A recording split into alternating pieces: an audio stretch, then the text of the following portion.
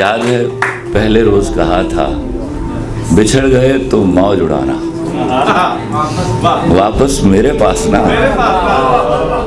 जब कोई जाकर वापस आए, रोए तड़पे या पछताए, मैं फिर उसको मिलता नहीं, साथ दोबारा चलता नहीं। गुम जाता हूँ, खो जाता हूँ, मैं पत्थर का हो जाता हूँ। ऐसा बैठा लिख रहा था, मैं लिख तो ड्रामा ही रहा था, लेकिन मुझे लगा कि मुझे सुबह जाना है तो मैं कुछ लिखूं।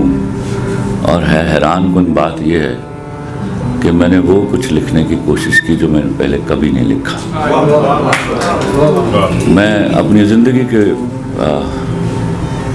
इस वक्त जिस मायूसी से गुज़र रहा हूँ अपने मुल्क के हवाले से, वो मेरे दोस्त की शायरी से भी झलक निकली।